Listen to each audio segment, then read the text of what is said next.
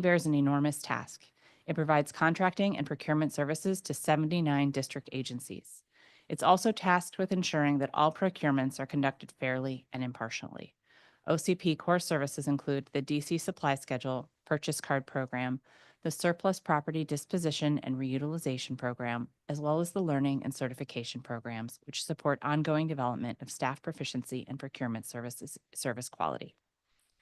The mayor's proposed FY26 operating budget for OCP is $29,449,962 and includes 205 full-time equivalents.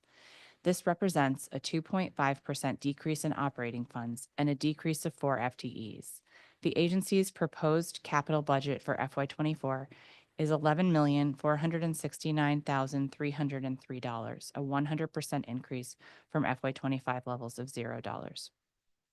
We will expect more of the agency's budget enhancements and cuts later. We will explore more of the agency's budget enhancements and cuts later in this hearing, including the decrease in FTEs, any potential impacts of the decrease in operating funds, the proposed changes to the surplus property fund, and the increase in capital funding and related projects. I look forward to hearing from our public and government witnesses today on OCP. Some reminders on logistics for those of us joining us. In addition to being in person and on Zoom, this hearing is being live broadcast at briannecanado.com/live. Witnesses testifying on behalf of an organization will have 5 minutes to provide oral testimony, and all other witnesses will have 3 minutes. In order to ensure we hear from all members of the public, I ask that all witnesses stick to their allotted time. All witnesses participating in this hearing via Zoom are currently listed as attendees. This means your microphones are muted and your video cameras are turned off, but when it's your turn to join a panel, I will call your name and you will have to accept the invitation to be promoted, at which point you will have access to your camera and your microphone. For any technical difficulties, please send a message to any panelist labeled as committee staff and they will follow up with you.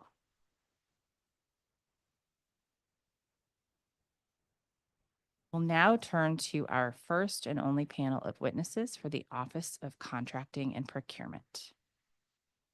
Marcus Jackson, Director of Government Affairs, Associated Builders and Contractors of Metro Washington. And if I call you and you're in person, feel free to just come up to the table. Elizabeth Falcone, Ashley Ruff, Commissioner ANC 7F02. Victoria Leonard, Baltimore DC Building Trades. Kathy Hum, founder, NTP HR LLC.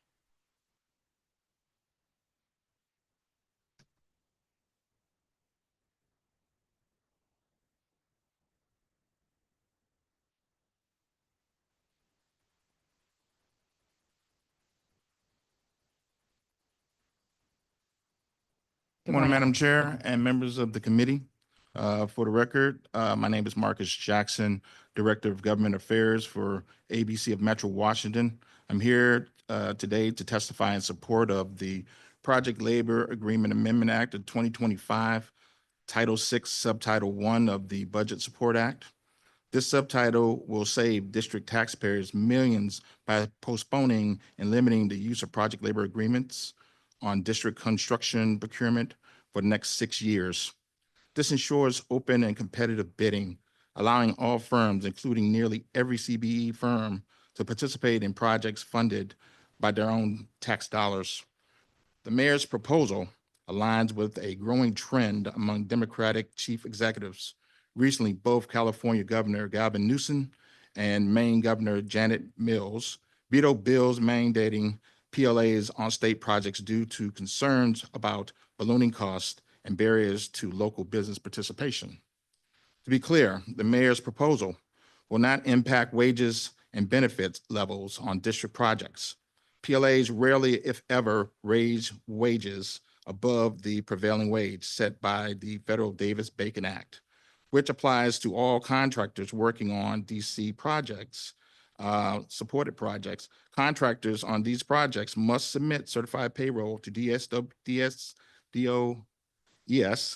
to ensure compliance with the prevailing wage law. And thus, any claims that PLA raises wages and prevents wage theft are simply false. However, PLAs dramatically increase costs to the public and reduce public benefits. This is because most contractors in the region will not bid on a job if it requires a signed PLA. Independent peer review research unequivocally supports this.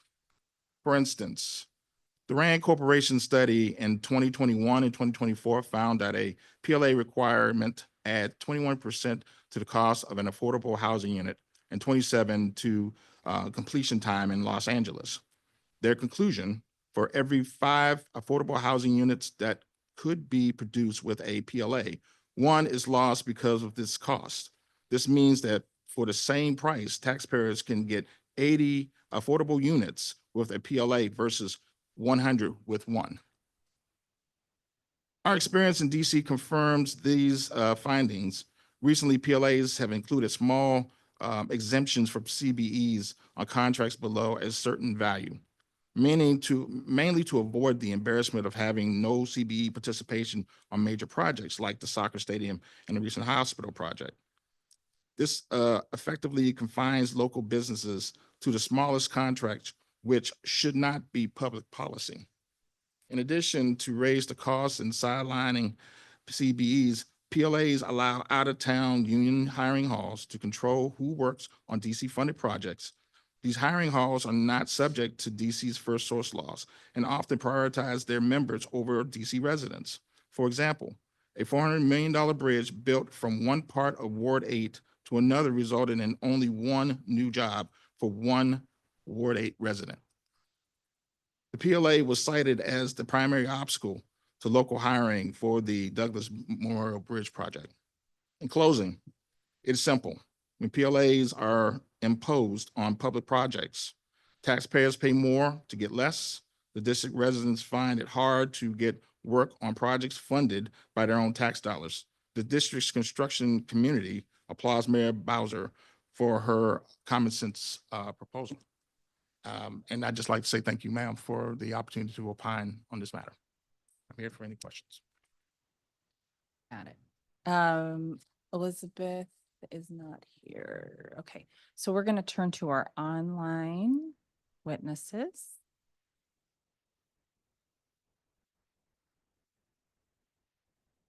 Commissioner Ruff here, not yet. Okay, so we will go ahead with Kathy Hum.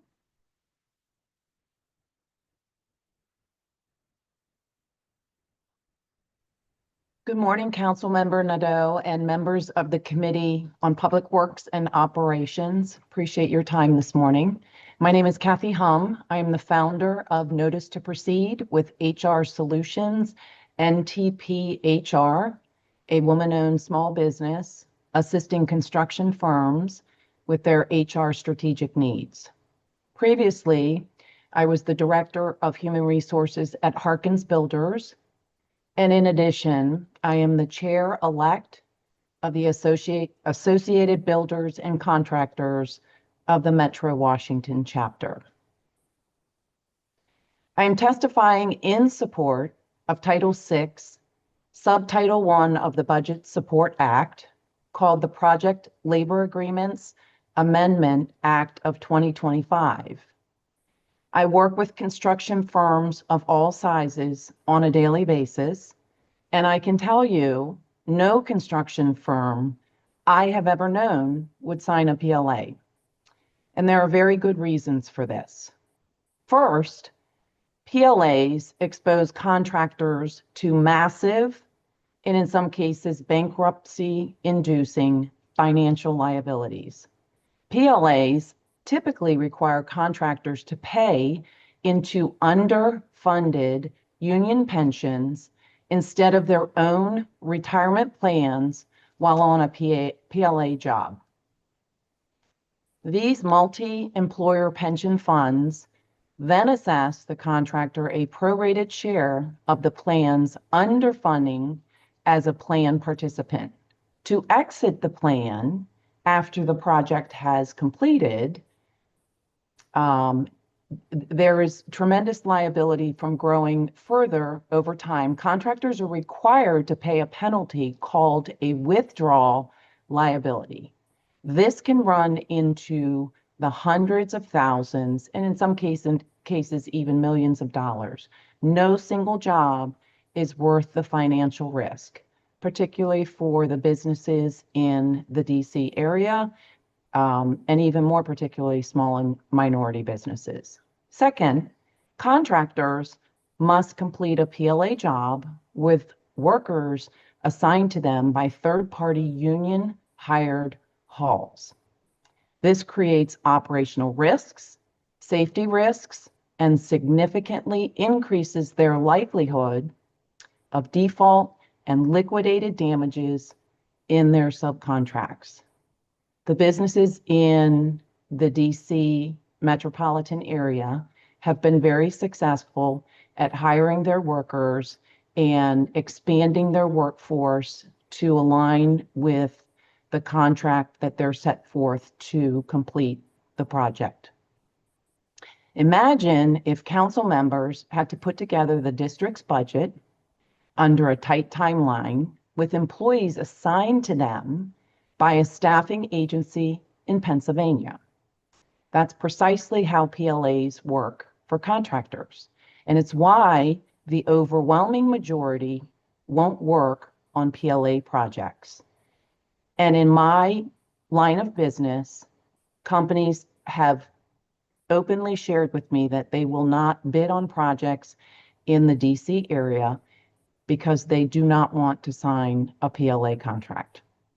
In effect, PLAs steer contracts on public jobs to a handful of unionized firms. Unfortunately, this lack of bid competition significantly raises costs to the public. I urge the committee to ignore the studies funded by the construction industry or labor unions, and you have no doubt been provided with both, and focus on the independent studies on PLA costs. These reflect basic economics. Less competition means higher costs and fewer benefits. And what do taxpayers and the DC government get for those additional costs? Do workers earn more? No. Workers earn the prevailing wage on DC projects, regardless of whether there is a PLA. Are projects safer? No. In fact, they are often less safe. And what about labor peace or project certainty? Can anyone remember a significant construction strike in DC in our lifetimes? Those are red herrings used to sell PLAs to policymakers. In closing, when construction procurements are open, fair, and free from thumb on the scale mandates like PLAs, everyone benefits. That's why the subtitle proposed by the mayor Thank you. is I'm a sorry, your step in the time is right up. direction. Appreciate your testimony. Thank you. Mhm. Ms. Leonard?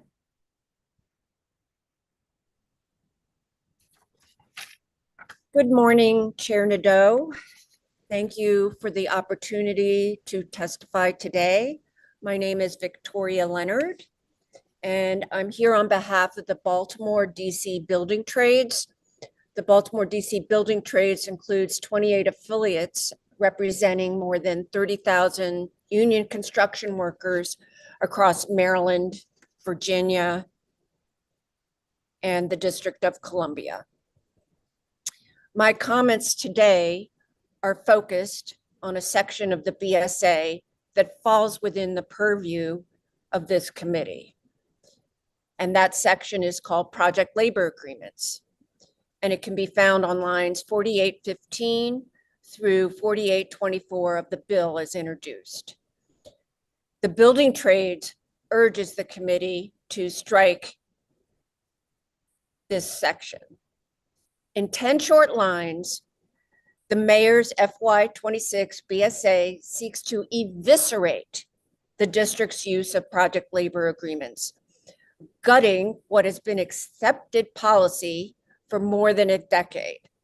The BSA changes the threshold for applying PLAs from 50 million to 100 million, but then pushes out the effective date to 2032. This creative drafting suspends the city's use of PLAs on projects initially budgeted between 2026 and 2031. And just 2 years ago, this committee voted out B 25-469, Chairman Mendelson's bill to lower the threshold from 75 million to 50 million. The committee report for B 25-469 outlined the myriad benefits of PLAs and that the district has had a positive history with them. So we don't need to relitigate the value of PLAs. The district's support of PLAs has enabled the building trades to build a robust pipeline of PLA projects on which district residents are working and receiving family health insurance and a pension. The recently released first source statistics for the Cedar Hill project demonstrate the success of the PLA model, including that CBE goals can be met. A total of 468 DC residents worked on Cedar Hill. DC residents accounted for a whopping 107,000 apprenticeship hours on the project, far exceeding the general contractor's goal of 15,000. The 35% CBE requirement was met and included contracts with 29 small local minority businesses who combined earned more than 117 million on the project. As the district faces cutbacks in the federal workforce, Medicaid, and other programs that lift up working families, it's more important than ever that the city's PLA policy stays intact so that its construction projects generate quality jobs for residents. So we request that the committee strike lines 4815 through 4824 in the BSA. Thank you.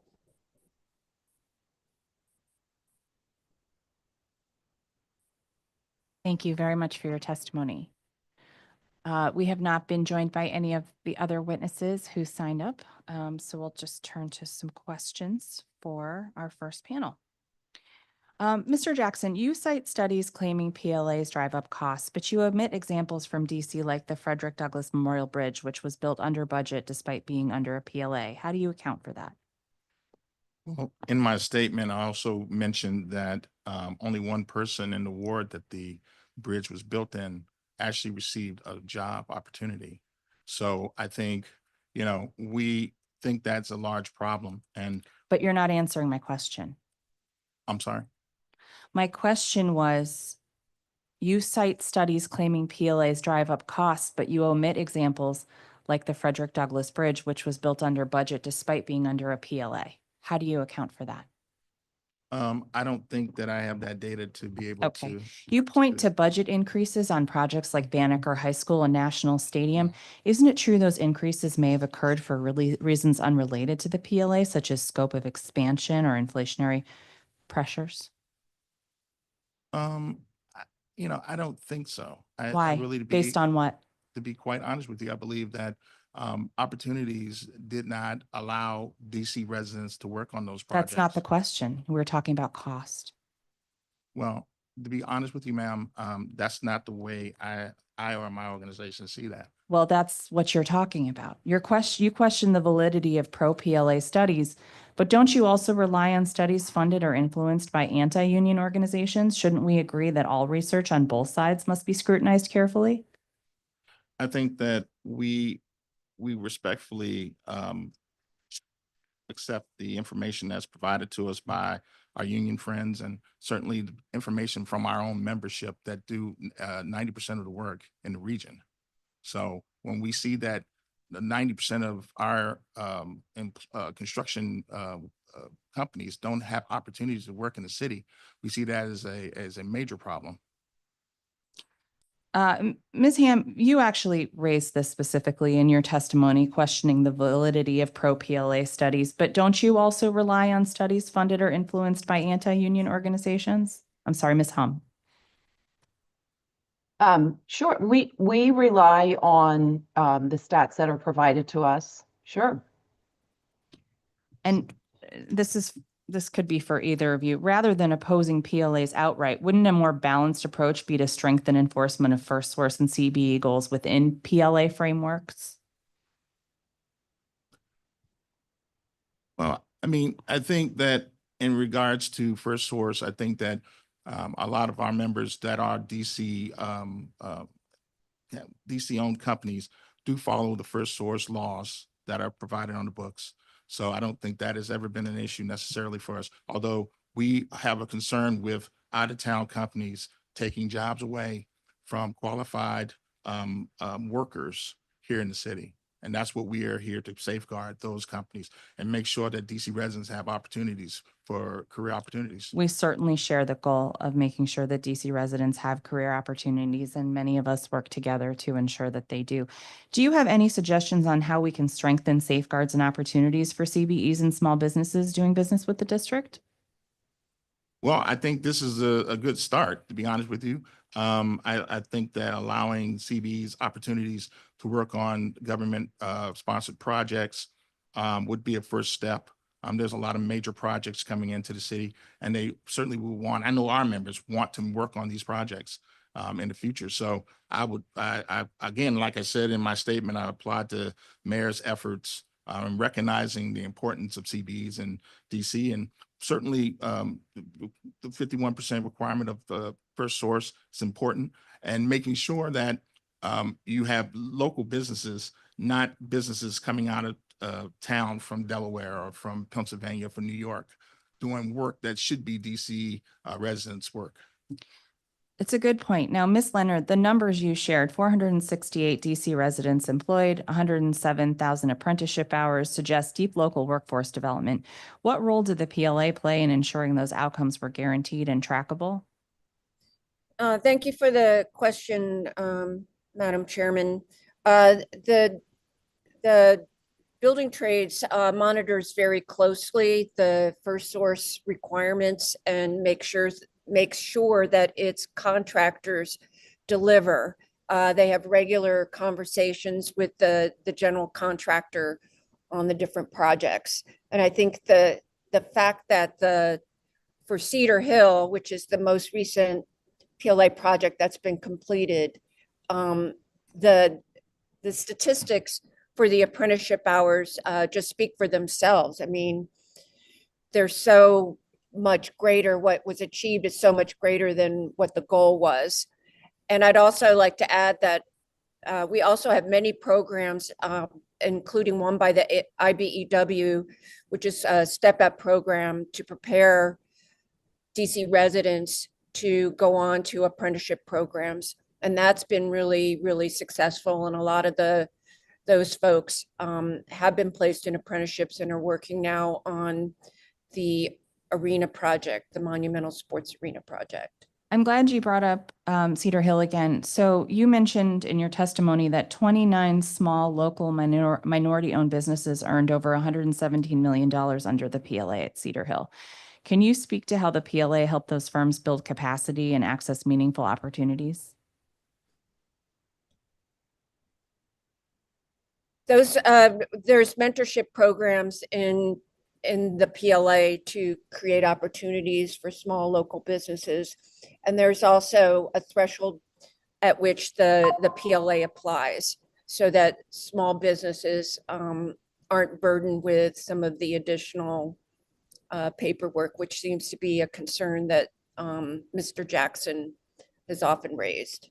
Well, that's So right. So there's a threshold that exempts them. There's a threshold that exempts them from certain things. Right. Yeah. That's right. That's right. And I also want to say, with regard to Banneker hit all of its first source and CBE contracting goals as well. Mm-hmm. And if you do go in and look at LIMS, you will see that what you refer to, Madam Chair, that Banneker had a lot of change orders related to design issues and other things that had nothing to do with a project labor agreement. It was a big project and there were a lot of opinions about what it would look like in the end. And having worked on school modernizations before, that makes complete sense to me. Would you agree that one of the benefits of PLAs is that they create enforceable frameworks for wages, safety, and workforce participation, things that are often difficult to guarantee otherwise? Absolutely, absolutely. And one of the big things that we have found is that when there is not a PLA, there's more likely to be wage theft. And we saw that just across the border in Prince George's County, where they did their phase one public school projects without a PLA. And there was so much wage theft that for phase two, they decided they needed a PLA. So we're really happy. And we always point to the District of Columbia and its supported project labor agreements, and that it's just understood public policy that benefits workers as well as construction companies.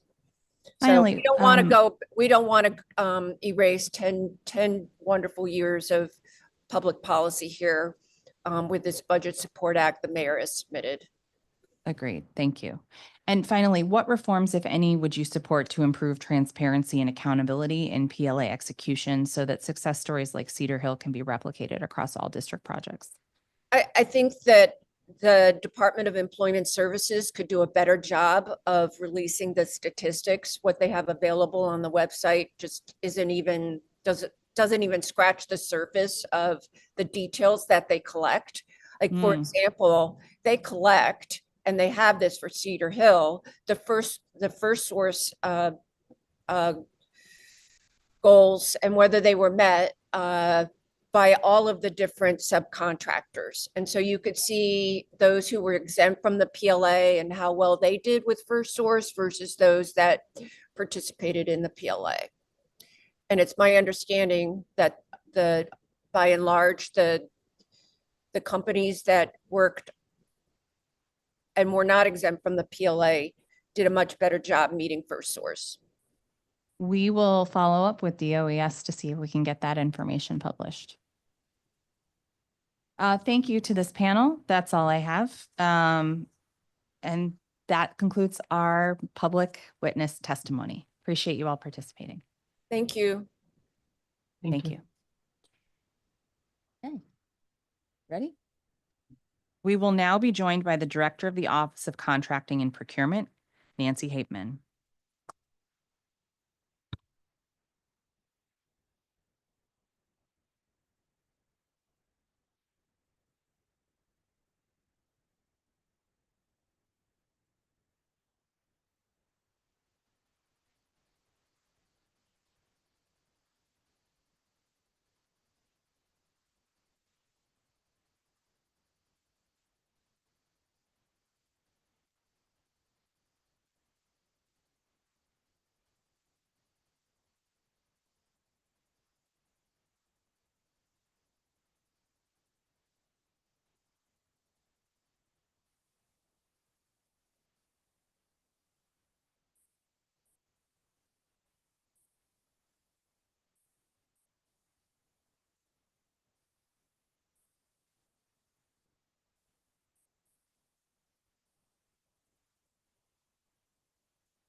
Okay, sorry, I'm having some technical difficulties over here. I'm gonna administer the oath to you. If I can, my memo to work at all. Okay. Do you swear that your testimony today before the Committee on Public Works and Operations is the truth, the whole truth, and nothing but the truth? Wonderful. Thank you. When you're ready, may begin your testimony. Good morning, Chairperson Nadeau and the Committee on Public Works and Operations. I am Nancy Hapeman, Chief Procurement Officer of the District of Columbia. I am joined by Mark Scott, the Chief Operating Officer for the Office of Contracting and Procurement. Thank you for the opportunity to discuss the Office of Contracting and Procurement's fiscal year 2026 budget. Mayor Bowser's proposed fiscal year 26 Grow DC budget reflects the core values and principles driving our work at OCP. Despite ongoing challenges to the district's fiscal landscape, OCP remains committed to its mission to produce high-quality goods and services for the 79 district agencies OCP supports. The mayor's proposed fiscal year 26 Grow DC budget helps bolster the growth and maintenance of key programs and core services which are essential to the district's infrastructure, including the DC supply schedule and the P-card program. OCP's proposed fiscal year 26 budget is $29.5 million, a net decrease of $754,000, or a 2.5% decrease from the fiscal year 25 approved budget. In fiscal year 26, OCP will undertake a bold transformation of our procurement ecosystem, blending strategic technology investments with process enhancements that deliver efficient and more transparent results for both our client agency and our vendor communities. Thanks to the mayor's Grow DC budget, we will resume the Procurement Automated Support System, also known as PASS, modernization project in close collaboration with the Executive Office of the Mayor and the Assistant City Administrator. We have engaged a leading technology solutions research consultant to aid us in evaluating solutions that will best meet the district's unique needs. We expect to receive their recommendations by the end of June and to select the optimal system or combination of system modules by the end of fiscal year 25. In fiscal year 26, we will launch the first phase focused on implementing sourcing functions. Concurrently, we will begin transforming the DC supply schedule by evolving it into a fully featured certified business enterprise marketplace. This dynamic online portal will empower client agencies to execute routine and small dollar acquisitions directly and leverage agency purchase cards for faster fulfillment. By automating these transactions through intuitive supplier profiles, robust search filters, and built-in payment functionality, we will reduce the turnaround times, elevate user satisfaction, and free up OCP staff to concentrate on high-impact work. This self-service model not only accelerates agency access to goods and services, but also optimizes our workforce by reducing the need for dedicated manual support, allowing us to reallocate talent where it delivers the greatest value. We recognize the seamless vendor experience is a driving factor for attracting businesses to do business with the District of Columbia government. So we have partnered with the Office of the Chief Financial Officer to unify disparate systems into a single, seamless, portable. By integrating the District Integrated Financial System, also known as DIFS, with PASS and consolidating separate registrations, invoicing, and solicitation interfaces, we will eliminate redundant logins, automate real-time status notifications, and simplify the procurement journey. This one-stop portal will not only reduce friction for businesses of all sizes, but also enhance transparency and accountability, making the district a more attractive business partner. Together, these initiatives will position OCP to deliver procurement services that are faster and more transparent than ever before. As we embark on this transformative journey in fiscal year 26 and beyond, we remain committed to fostering innovation, operational excellence, and sustained community impact across the district. These initiatives will allow OCP to truly embody and support Mayor Bowser's Grow DC vision. In closing, I want to emphasize that the investments and initiatives outlined in our fiscal year 26 budget are critical to achieving our mission of procuring quality goods and services through a streamlined procurement process that is transparent, responsive, and accountable. We are committed to working with the mayor, the council, our agency partners, and our staff to build a best-in-class procurement system that supports the district goals and priorities. The mayor's fiscal year 26 budget reflects the difficult choices we must make in the face of unprecedented challenges. It is a budget that prioritizes our shared DC values, maintains core services, and makes strategic investments in our collective future. At OCP, we are proud to do our part in supporting these priorities. I am happy to answer any questions you may have. Thank you very much. Okay. In your proposed FY26 budget, are there specific programs or allocations that are specifically designed to address racial or economic inequities faced by district residents? OCP does not have any specific programs or allocations that are specifically designed to address racial or economic inequities faced by district residents. We continue, however, to work with our certified business enterprise community, including on the district's DC supply schedule platform. In your FY26 proposed budget, which reductions may burden certain communities more than others? We do not have any Right. reductions that will burden any certain communities more than others. And how much of the agency's data is collected or disaggregated by race? OCP does currently not collect data based on race. We utilize the DSLBD, the Department of Small and Local Business Data, to identify vendors or certified business enterprises, including those that are categorized as disadvantaged business enterprises and equity impact enterprises, but we do not have data specifically on race.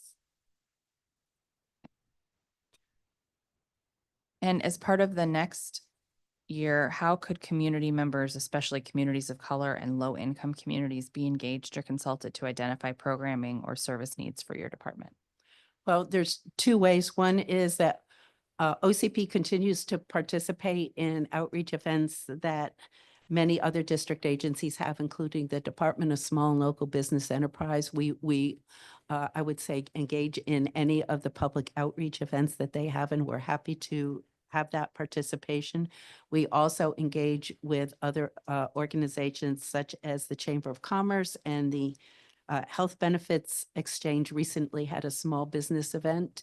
We do reach out that way. Another way would be events that OCP itself hosts. We have conducted 2 OCP buys events that are focused on certified business enterprises, and we are going to continue to schedule additional events for those as well, where OCP is conducting its outreach.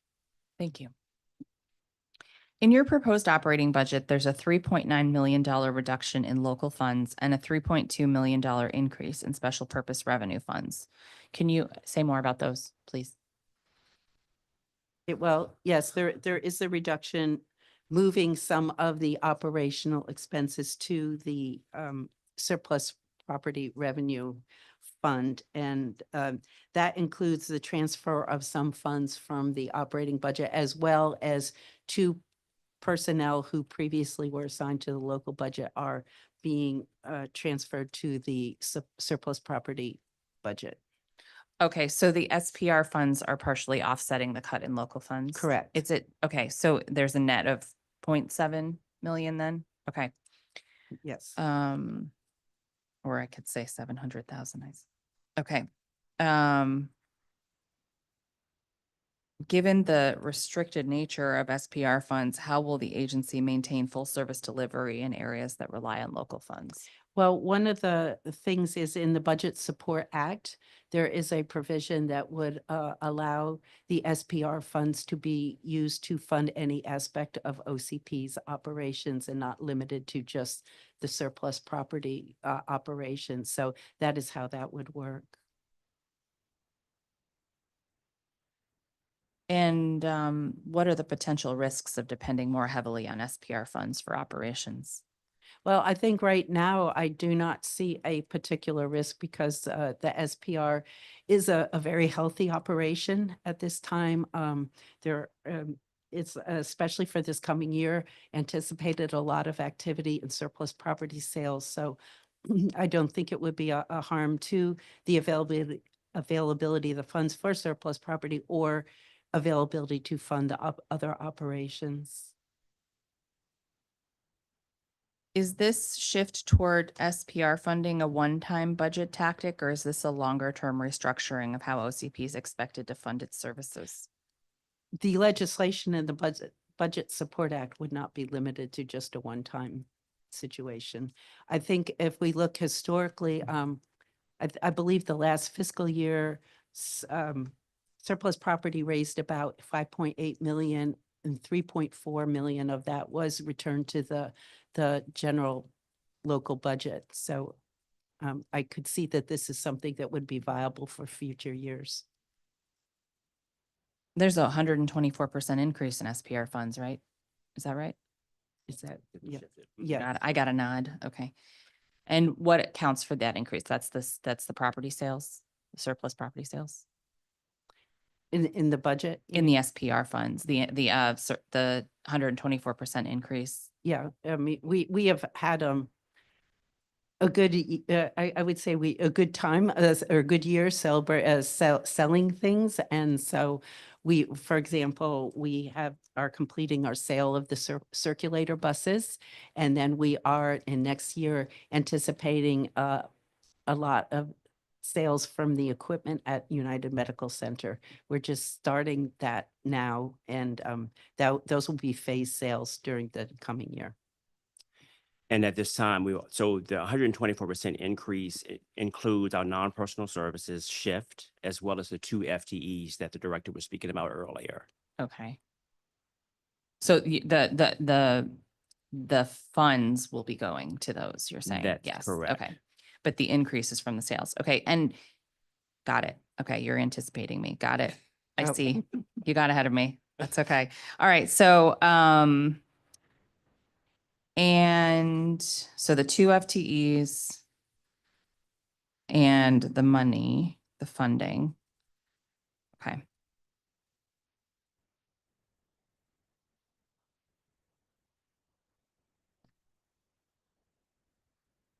I get you what you needed.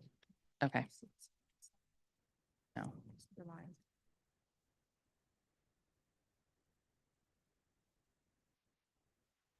Oh, I think I asked that. Did I not? That's kind of what I. Okay. Because that's basically question 5C. Yeah, okay. All right. Speaking of the surplus property fund, subtitle. Can you explain in your own words what the subtitle does or will do? In my own words, I believe it's fairly straightforward that the revenue generated by the surplus property group can be used for regular local operating expenses of OCP versus going, right now, it can be used only for the operating expenses of the surplus property division, and what is not used goes into the general fund.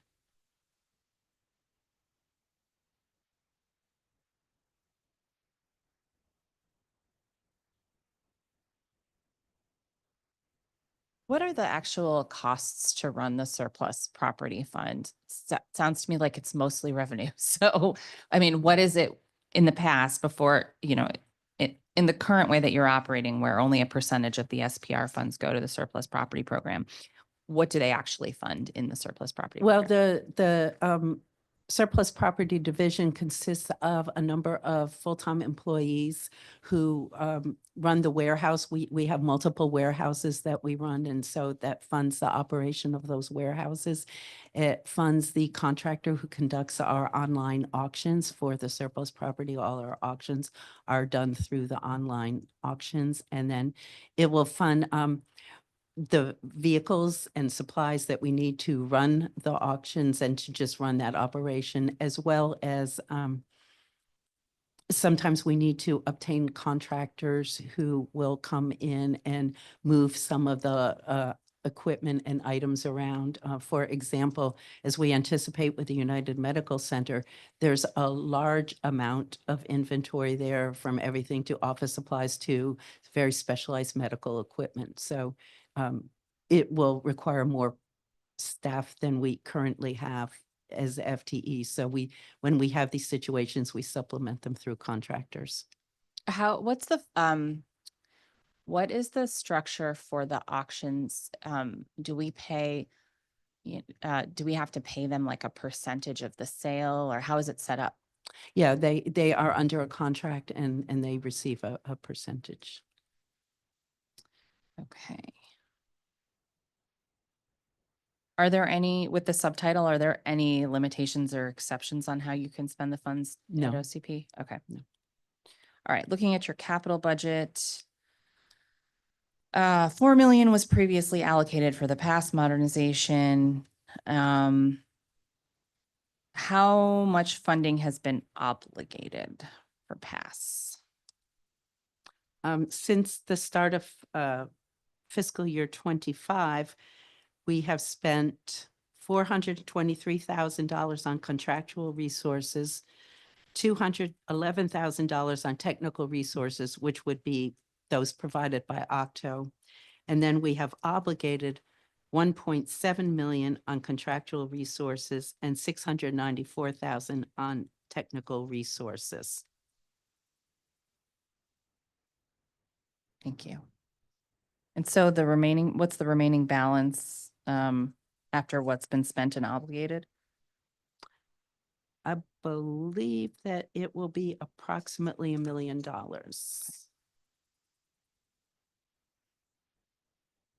And the project had been on a strategic pause, is that right? Correct. How much funding was, how were the remaining funds used during the pause?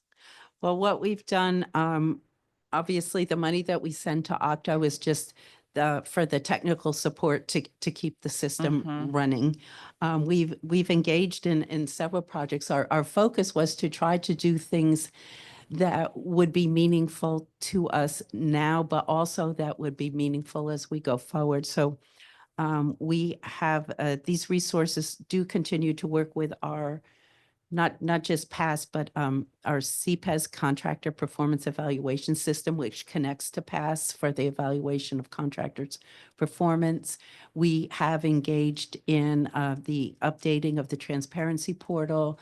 We have engaged in something that we call the PASS user access policy, which is where when we had contractors, they were unable to access PASS because of the way it was designed. So we have gone through and worked with in conjunction with the OCFO. We designed a process where our contractors could access certain parts of PASS so they could perform contract specialist work to continue so that we could use the contractors more fully.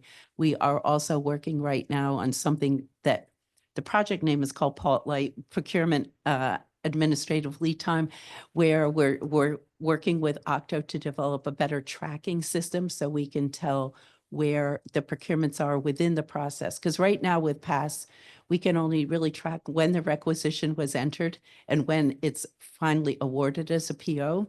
So what we're doing is looking to track internally along the way where the steps are so that the procurement people and the agencies can have a better idea of where their procurement is versus thinking it went into a black hole. So those are some examples.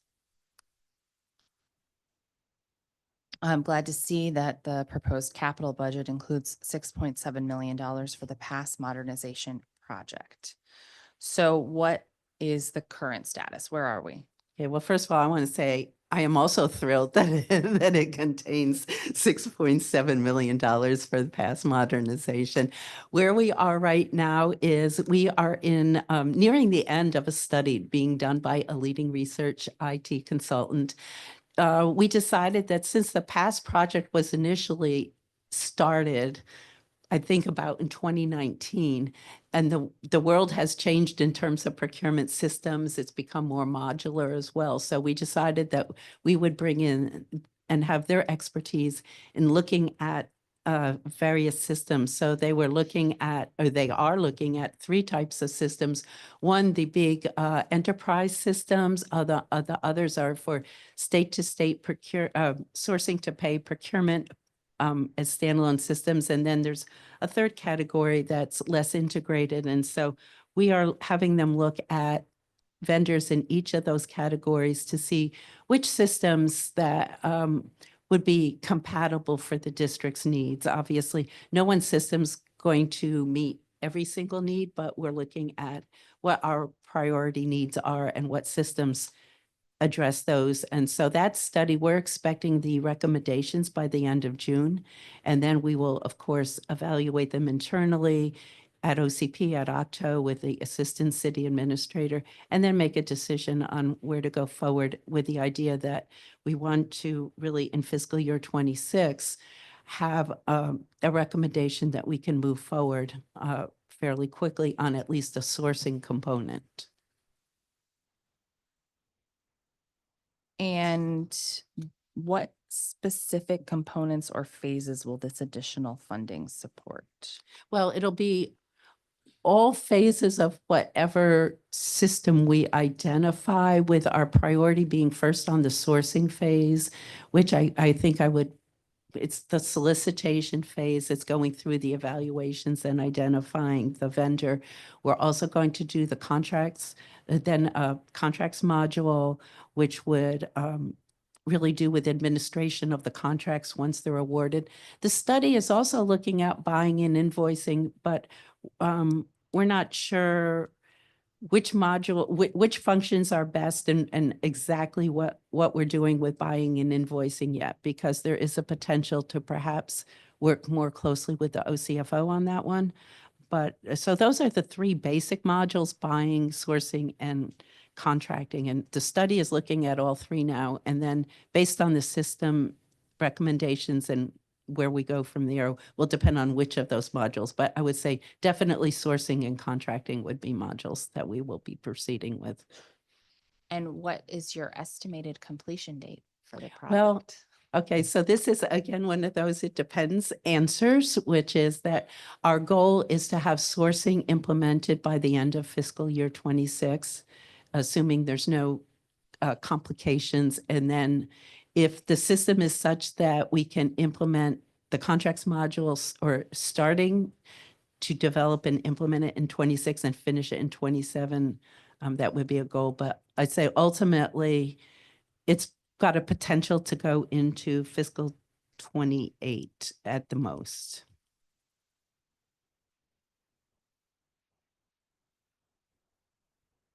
Thank you. And why does the FY 26 budget include $3.5 million for separate pass maintenance? Well, even though it's not a supported system, still requires a team to operate it. And so part of this is to make anytime there's a glitch in pass, we in the district need to fix that glitch. There's no contractor support for it. So a portion of this goes to the support provided by the Octo team to provide the technical support, which might include such things as coding, security upgrades. I think there's still discussion about whether during this time we will need to upgrade to 9R2 version of the PASS software, which is actually not that current, but it's more current than 9R1, which is what we have at the moment. And I'll continue to work on integration issues with diffs in particular, but in any system we need to integrate with. And just again, continuing to maintain some of the functions that you already see, such as the forecast and the transparency portal. So the 3.5 million all goes to Octo essentially? No, not all goes to Octo. Octo would, let's see, get 1.2 million. And then within that, we also have another project that's a large dollar value part of that, about 1.269 million, which is a project we're calling Improve the Vendor Experience. And that's an IVE, we call it by the acronym IVE. That project, we're working in conjunction with Octo and the OCFO to reduce the number of portals that a vendor has to register for in order to do a procurement. Right now, they would have to register in the diffs portal and the regular vendor portal, the district portal. So we're working, we've kicked this project off, and we're going to do it so that ultimately the vendors can register in one portal and can do self-service now, where if they need to update into any information, they can update their own information. So that's another portion of that on-premise maintenance. Okay, so for $1.2 million, the Octo team does coding, security upgrades, and possibly the 902 version update. Yes, And then $1.69 million no, for. 1.269. I'm sorry, yes, I did write that and then it sounded weird, so I deleted it. Okay. Um, to reduce the number of portals a vendor has to log into and to allow it to be self-service. Yeah, that's true. I probably should have elaborated slightly more. It's not just reducing the number of portals, but the way the invoices will be submitted to the district and the engagement on the invoicing aspect as well. Um,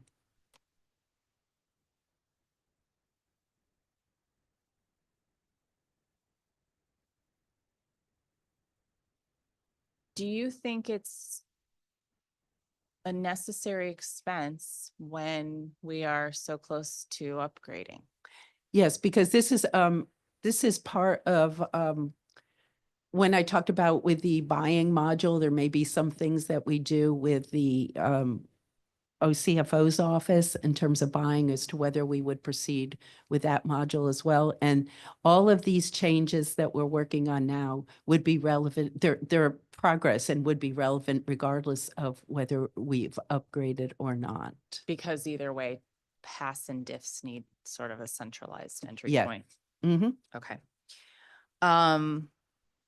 Does that add up to 3.5 million? Well, no, then there's two other numbers, 800,000 for project management and then data infrastructure and support, 300,000. Okay. And that adds up to 3.569 million. Okay, we got there. Okay.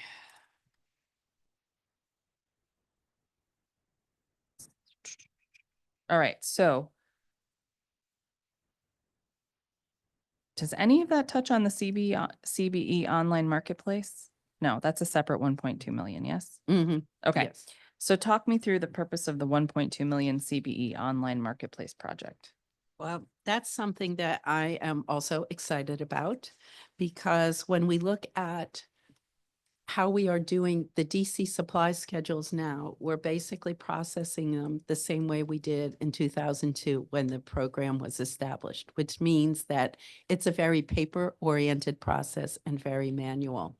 And I think that we've all had the experience where we can go online to almost any store and we can see what they have available and place that order. So how we get there exactly is to be determined by what system we end up using. But the idea is that we have the information readily available for anyone using Pass to see what is offered by the CBEs and that the pricing is immediately identifiable and available. And then the second part of this is not just that we're improving the paper manual processes, but that we are also changing the way some of these procurements are done, where a person, a requisitioner in the agency can go in and place their own order versus having to send a request to our small purchase team to go ahead and say, yes, I need purple pens. Please order me how many boxes of purple pens.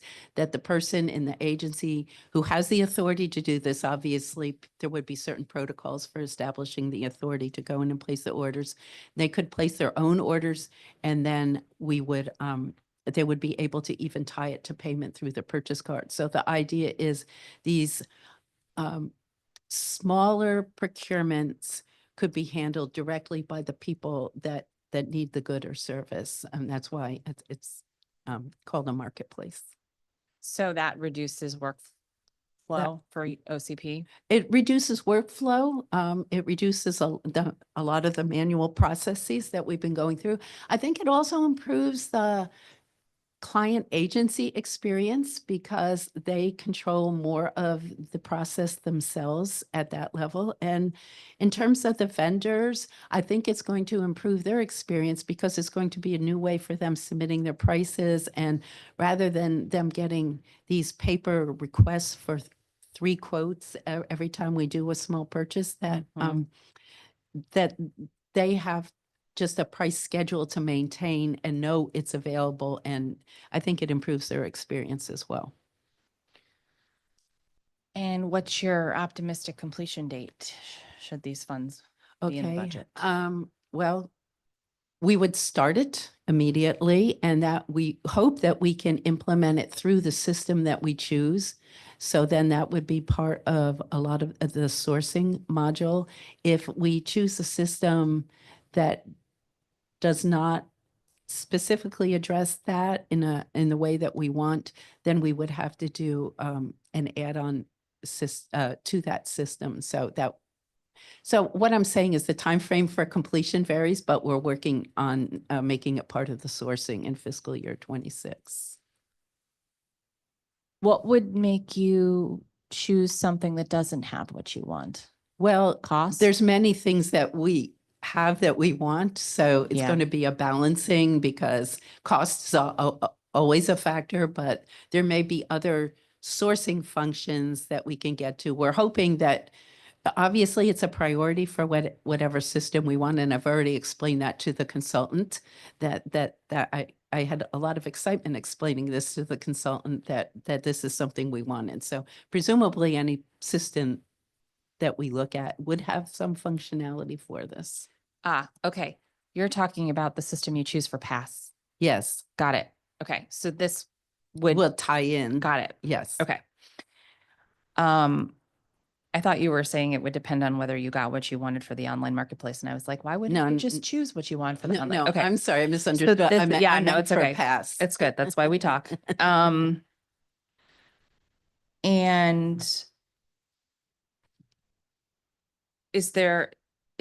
would this be something that could be completed as a standalone while you're waiting for the pass modernization? That would not be a preferable way because Yeah. right now it would be really hard to do that as a standalone and tie it into the current on-premise pass. Because at some point there would have to be some connection. So Uh-huh. we would really make it part of the new pass. Can something like this work with the on-premises pass? Truthfully, I don't think it's worth even trying to make it Okay. work with it because there will be an implementation and development period for this as well. Got it. So if we're working on the implementation and development of the new, better system, we should just focus on that. Interesting. So why are these funds sort of separate from the rest of the past modernization funds? And why is this can't feasibly be done until pass is underway, right? Well, that our preference would be that this would be done simultaneously with the new pass. But we don't think pass, optimistically pass might be online FY27. Yeah, yes. Okay. Okay. Yes. So the sequencing then, can you walk me through the sequencing of this and the past modernization? Well, the sequencing of the marketplace to the past, if we choose a system, which I'm anticipating that we will, that accommodates this online market, it would all occur really in the same sequencing as part of the development of the new pass. Okay.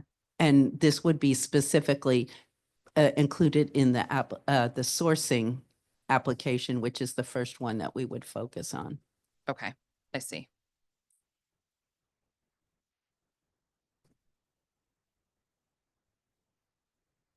Okay, moving on. Personnel services. Your proposed FY26 budget shows a decrease of 4 FTEs. Which positions are being eliminated? Okay, of the 4 being eliminated, one is an attorney advisor position, one is a training specialist, a contract specialist, and a senior deputy strategic logistics center, and they are all vacant at this time. Thank you.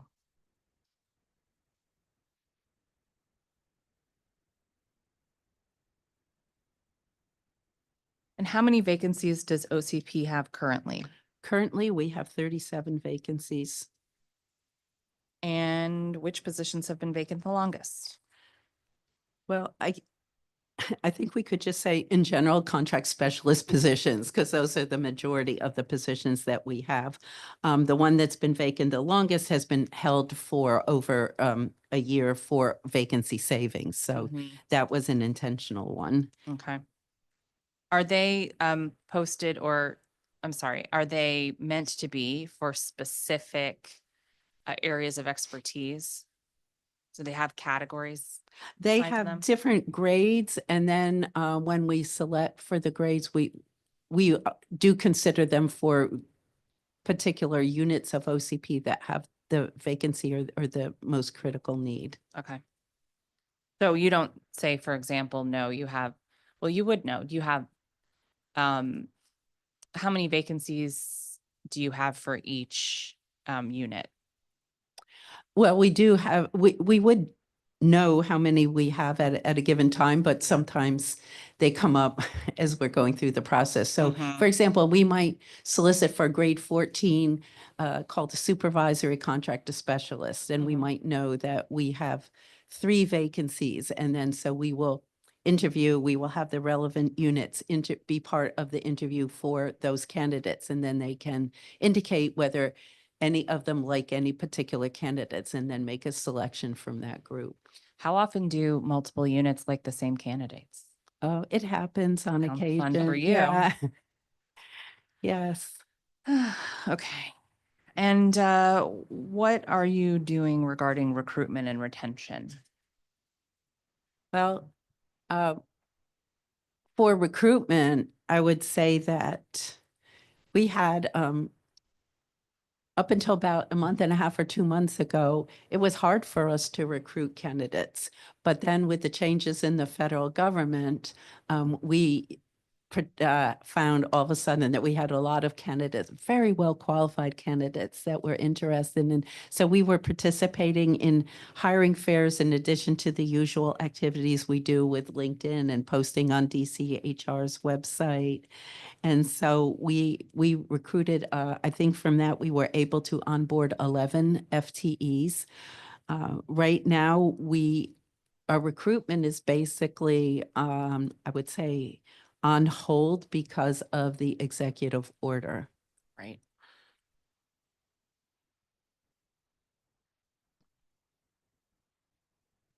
During the last budget cycle, the committee recommended that OCP assess its training needs by identifying areas prone to frequent contracting errors. I was encouraged to see you identified those areas and developed new training courses in response. Looking ahead, how is OCP evaluating the effectiveness of these trainings to ensure they're achieving their intended outcomes? Okay, well, we have a couple different ways that we do that. One is that we are implementing a tool called a quality management tool. And this is a tool that evaluates each course based on instructional design standards, learner feedback, knowledge retention, and real-world applicability. OCP also is going to conduct post-training assessments with the supervisors of the people who have gone through the training to see if after certain intervals of time that they show the skills and retention of the knowledge that they have received during the training, so that we can determine whether the training is effectively targeting the areas of learning that we think the staff needs. And then the third way is we ask each student to complete feedback on the course as they've taken the course.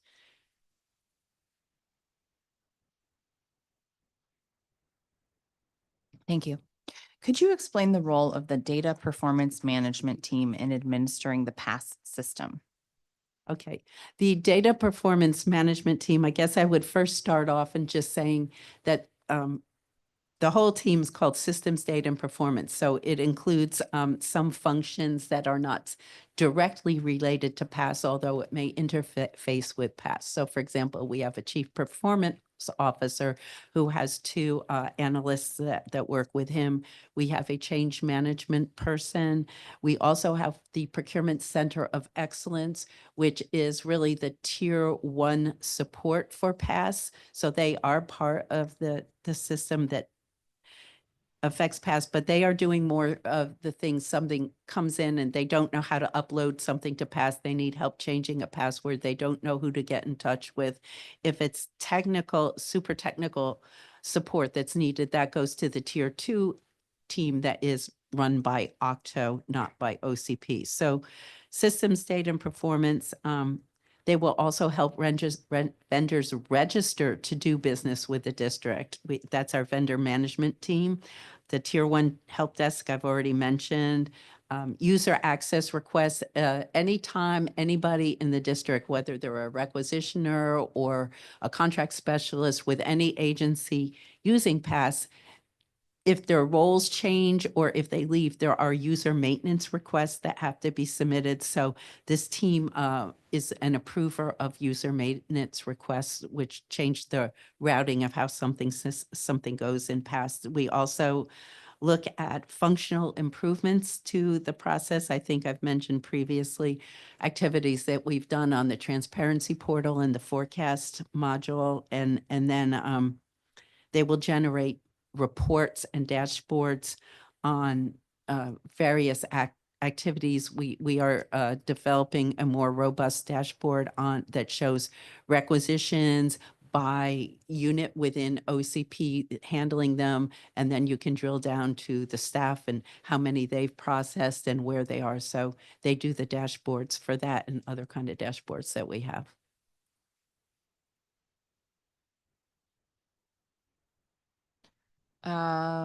Okay. How many FTEs are currently assigned to the data performance management team? 18. And are all the funds in this team going to FTEs, or are there other expenses? Let's do a breakdown of the funding allocated to the team. Okay, 2.5 million for personnel services and 1 million for non-personnel services, which would include IT hardware and supplies, software, and then other contractual services. Got it.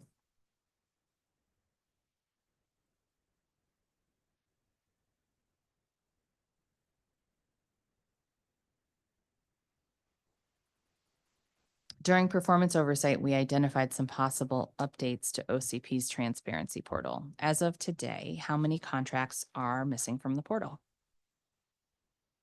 Well, the information I have is not how many are missing, but what I can tell you is Okay. as of the end of May, approximately 88% of the contracts over 100,000 have been posted on the transparency portal.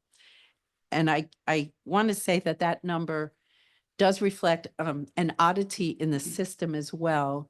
If someone is working on a modification of a contract and has to do work on it, it then is taken out of the number of contracts considered published. It's just a quirk of the system. So on any given day, a contract might have been published previously, and then if a modification is being worked on, it is no longer reflected as published. And then there's also just the glitches that can occur when something gets hung up, or If it's being modified and it no longer appears as published, does that mean the public can't access it anymore? no, it's in the data. It would still be on the website, but Okay. it's in the data. Okay. What's the average amount of time it takes for required documents to be uploaded to the portal? Once all the relevant documents are in PASS, it would take about 24 hours.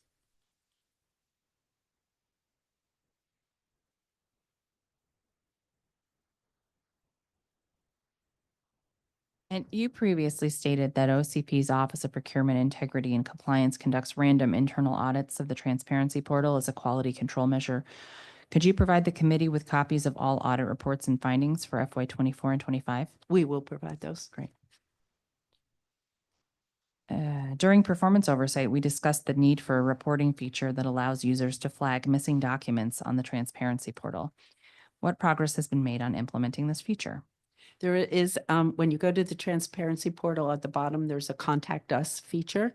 And if a person clicks on that, they can, it gives them information for how to contact OCP as well as indicate what the issue is. Great.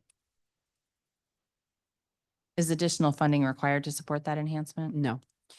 And I'm pleased to hear about some of the updates to OCP's forecast module. However, it appears that some key user-friendly features are still lacking. What steps has OCP taken to explore improvements to the forecast tool? Okay, well, in terms of, we have not gotten negative feedback on the the forecast tool. So if there are some lacking features, we're happy to get feedback on them. But one thing we have identified on our own is changing is on the NIGP code description. Currently, it just shows the code without saying what the code is for. So we are going to add more description on the NIGP code. So people know they don't have to memorize what the numbers are for. They can actually just see what the code is, what it means. We did have one example. So do you think it would be beneficial if users could access the entire quarterly forecast in one view rather than requiring searches using specific criteria? Oh, well, actually they can. And what I would say is perhaps it's not entirely clear that this is possible, but if you go to the feature that is on the time frame and you can select all, or you can select Q1, Q2, Q3, Q4. If you select all, the entire forecast will come up. Obviously, there's many thousands of items that fall under that, so it would be multiple pages. Probably for many vendors, seeing all is not as useful as being able to at least search for things by an agency or a commodity code. I would say seeing all is probably overwhelming for most Mhm. people. Mm-hmm.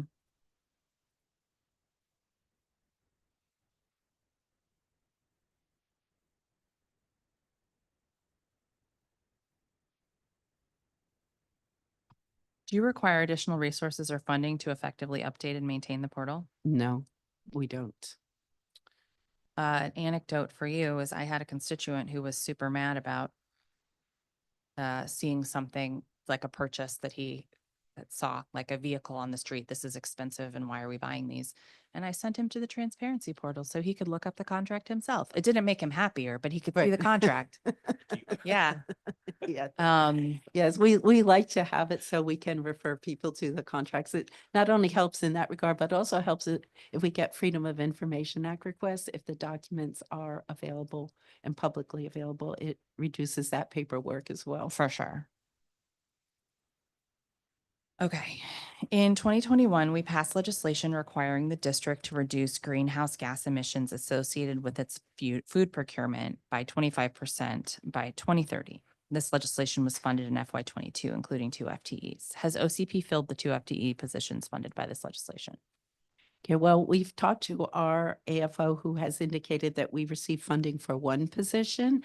And I'm excited to say that we have filled that one position. We have hired that person approximately 2 to 3 months ago. Great.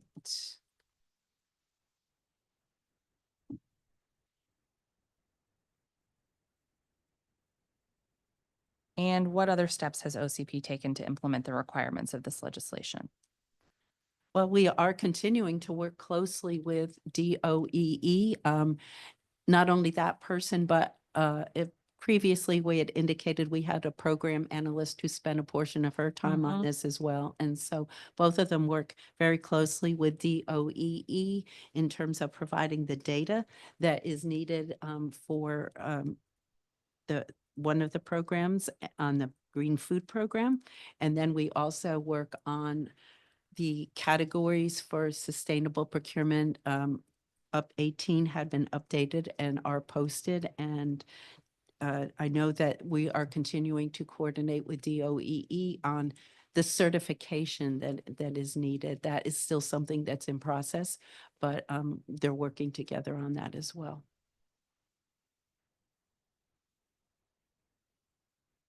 In your testimony during performance oversight, you mentioned that the $271,000 in funding to implement the EPS green food programs has been used in part to develop a learning management system.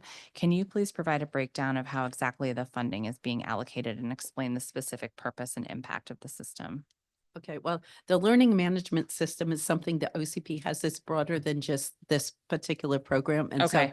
this is taking this program and including it in the courses and information available through the learning management system. So Got it. we would be using about $5,000 to $8,000 to incorporate the EPPS training into learning that's available on that system. It would train staff to understand the categories, how to engage with client agencies on using EPPS materials, and how to navigate the certification and waiver process being established in conjunction with DOEE. And have you updated existing solicitation and contract templates to reflect the requirements of the program as you stated you would during performance oversight? Language has been drafted, but it has still needs to know the specifics of the certification process in order for it to be fully implemented. So once we have that finalized, then we will include it in all solicitations. And that's something you're waiting on from DOE? We're working with DOEE on that.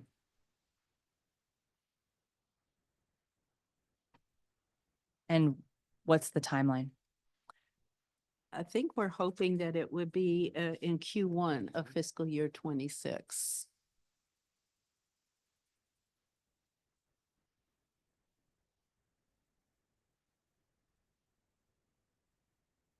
Why is that particular language going to take that long to be? It's not so much the language, it's the process that we're telling people that they have to follow. The Got it. process is still being ironed out, and I think there's the technology aspect of it as well. And so once that process is ironed out, then the language will be straightforward.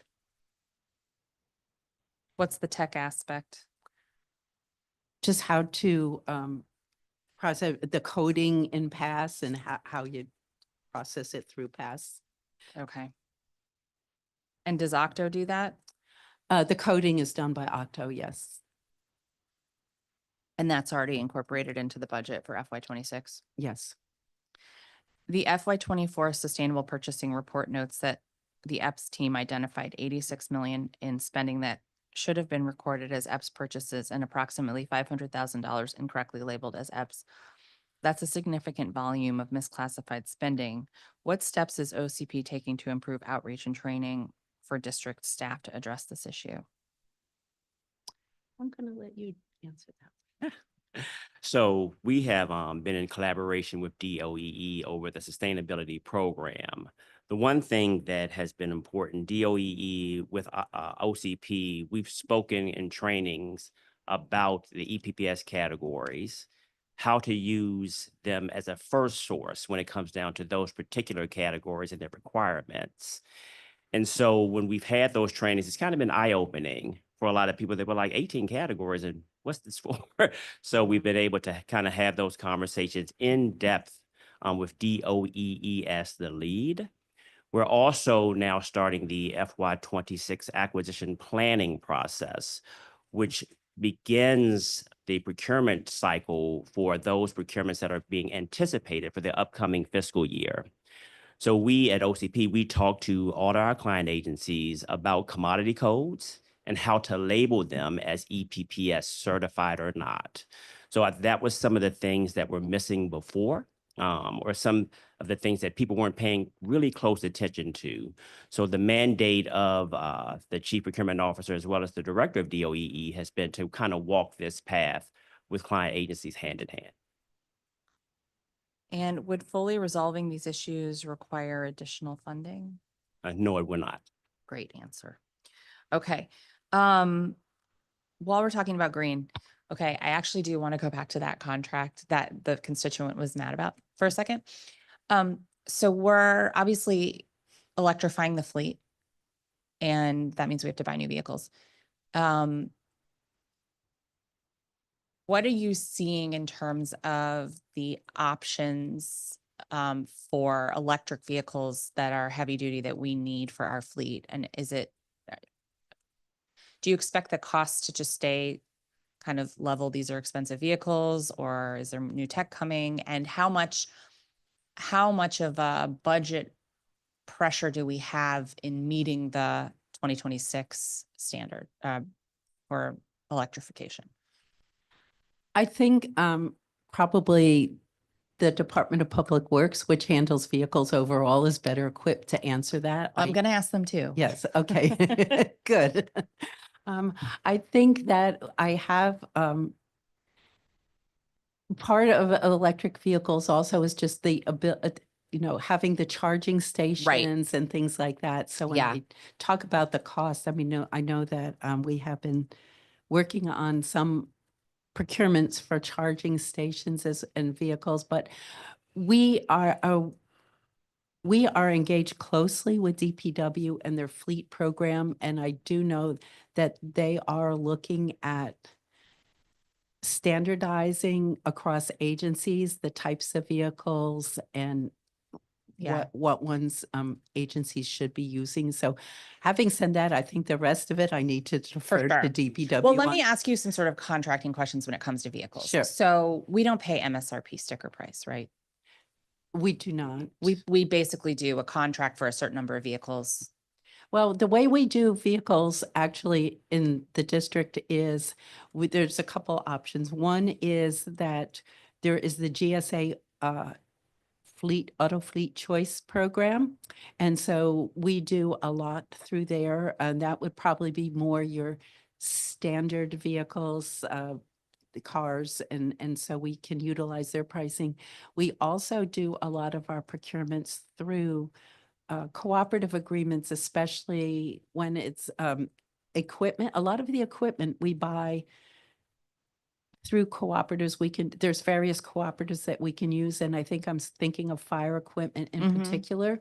There's been a cooperative out of Texas that we've been using a lot, and so therefore we just use these other vehicles to take advantage of the pricing that they've already been able to achieve through the larger combination of the larger needs. So that's what we do with a lot of vehicles. There are occasions where we do have to do a standalone procurement, and then we will do a competitive procurement for those. Okay. Do cooperatives and does the GSA option, do they do much with electric vehicles? I cannot, I don't know how much they do with electric. And this specific issue that was raised was now we've got Rivians out on the road, which are very nice vehicles. And I think there's probably only the Rivians and what is it, like an F-150 are probably the only two heavy duty trucks out there right now that we could possibly use. Yeah. Yeah. Which was my assumption because I am a little obsessed with electric vehicles myself. So, and how much do we keep an eye on sort of how the market is growing and changing and whether or not there's more stuff coming out that would be more economically priced for us? I think we keep an eye on the market, especially in conjunction with DPW. They have a very energetic and aggressive, and I mean aggressive in the terms of tackling vehicle issues. Yeah. A vehicle leader. And so we're working closely to make sure our procurement team, which we do have one assigned specifically to DPW, is in sync with what he sets as the standards and what we need to do in terms of vehicle purchases. Makes sense. I'll follow up with them for my ride along in the Rivian. Okay. So for the period FY 21 to 24, what percentage of contracts exceeding $1 million were sole source solicitations? 2.5%.